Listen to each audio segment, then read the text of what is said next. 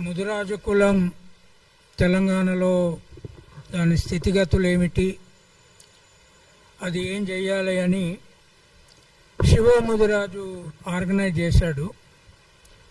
అయితే ఆ విషయం చెప్పే ముందు ఒక కీలకమైన రెండు విషయాలు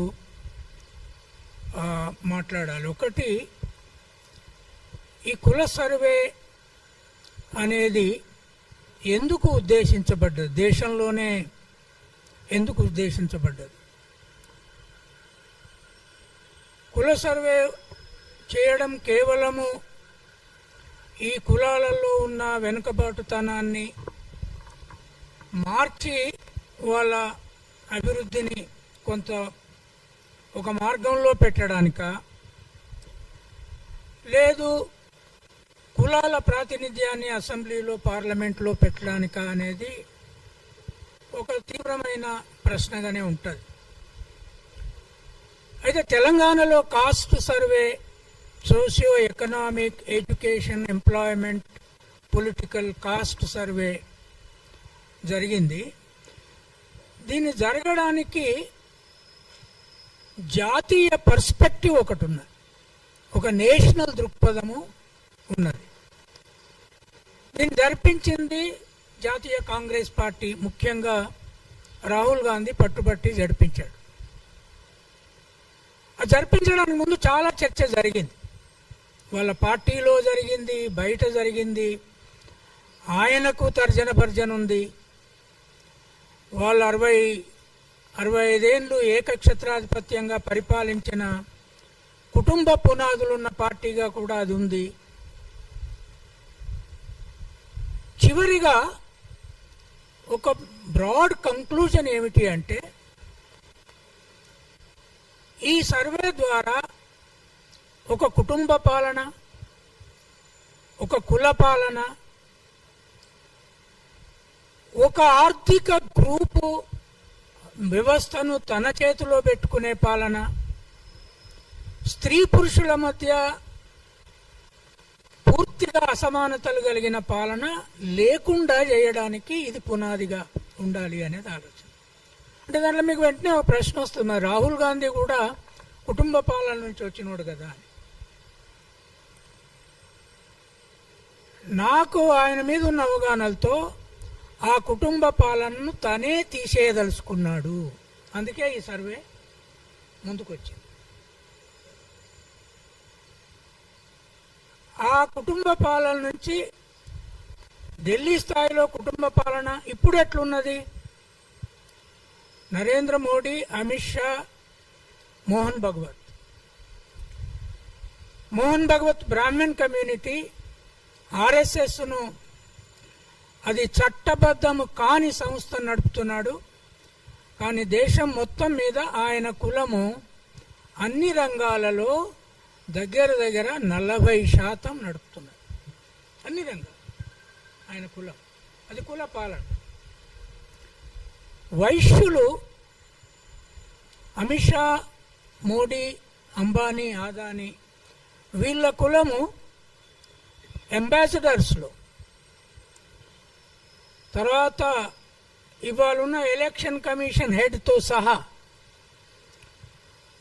గుప్తాలు, తర్వాత మల్హోత్రాలు, తర్వాత మార్వాడీలలో ఉన్నవాళ్ళు, వీళ్ళు మొత్తం వ్యవస్థను వాళ్ళు నడుపుతున్నారు.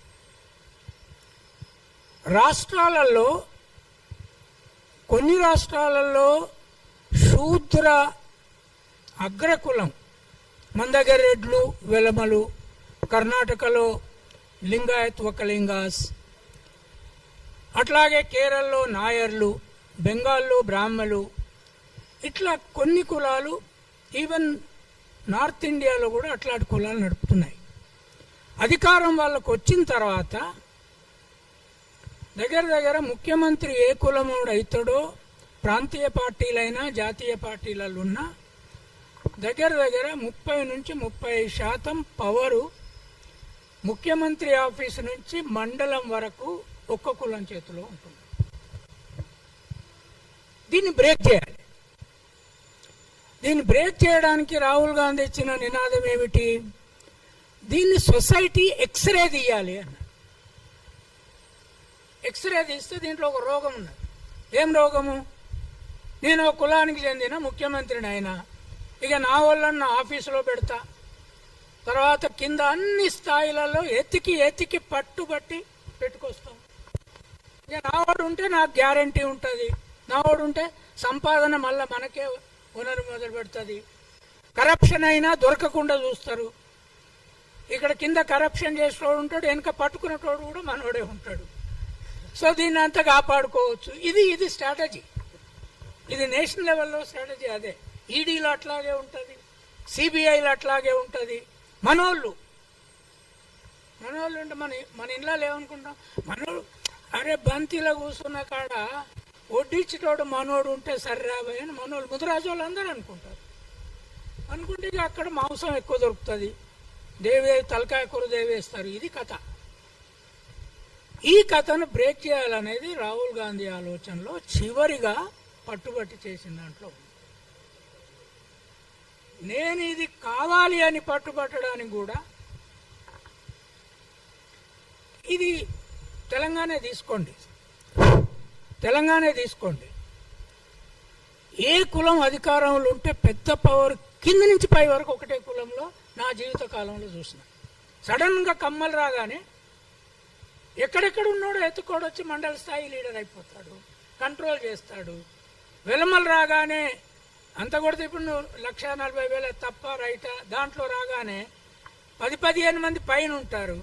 ఇప్పుడు రెడ్లు వచ్చారు, రెడ్డి ముఖ్యమంత్రి అయ్యాడు. రెడ్లు అంటే సరే ఎక్కువ మంది వాళ్ళు ఎమ్మెల్యేలు గెలిచారు అనేది ఒక ఫ్యాక్టర్. ఇప్పుడు దీన్ని నేను ఇంటర్నెట్ నుంచి తీశాను. మీరందరూ ఇంటర్నెట్ వాడడం నేర్చుకోవాలి, మీడియా మిత్రులంతా. దీంట్లో టాప్ కులాలు ఏవి అని కొట్టాను. కొడితే ఏం చెప్తున్నది ఇది? అన్నిటికంటే ఎక్కువ మాదిగలు 36.57 లక్షలు, 10% 3% ఉన్నారు.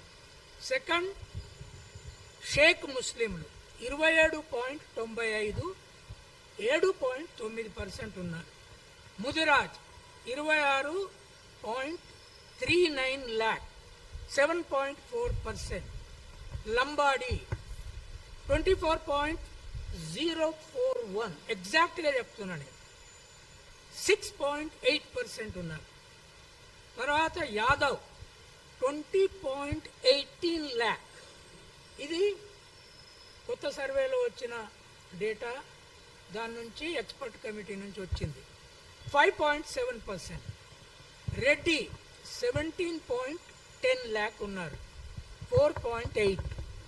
ఈ రాష్ట్రంలో ముఖ్యమంత్రి ఆఫీసు నుంచి మండల్ వరకు ఎవరి పరిపాలన నడుస్తుంది?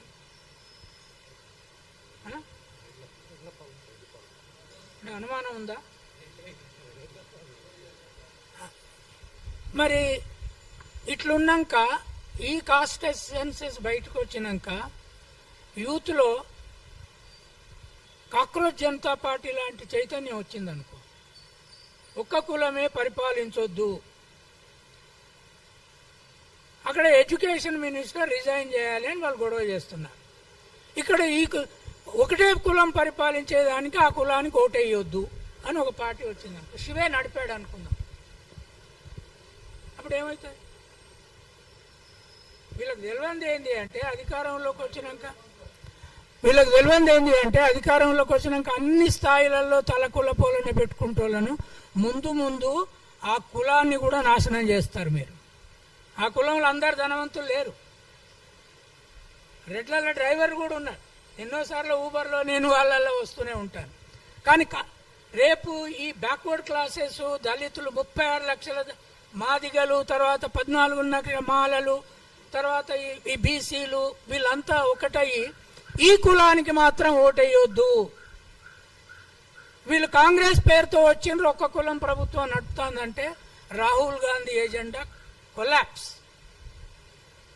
ఇది రీజనల్ పార్టీ కూడా వర్తిస్తుంది. ఏ పార్టీ కానీ నువ్వు అధికారంలోకి రాగానే నీ కులానికే ఇస్తా అంటే ఇక ఆ కులం ఆ పీరియడ్లో డబ్బు సంపాదిస్తుంది, ఆ కులం ఆ పీరియడ్లో పెత్తనం చేస్తుంది, ఆ కులం ఆ పీరియడ్లో కరప్షన్ కూడా చేస్తుంది. నువ్వే కులమైనా కానీ. ఇంతకుముందు ప్రాంతాలలో చూసినాం మనం. దాన్ని బ్రేక్ చేయడం అనేది ఈ కుల సర్వే యొక్క మెయిన్ డైరెక్షన్. కేవలము తర్వాత ఎక్స్రేనే చేశాడు. నేను ఇంతకుముందు కూడా చెప్పాను, ఒక తెలంగాణలో మాత్రమే ఆ ఎక్స్రేను ఒక డాక్టర్ల టీమును తయారు చేసి డాక్టర్లకు ఇచ్చి దీన్ని పరిశీలించండి అని రాహుల్ గాంధీ మాకు ఇచ్చాడు. ఏది? Independent expert committee group. ఈ ఎక్స్పర్ట్ కమిటీ గ్రూప్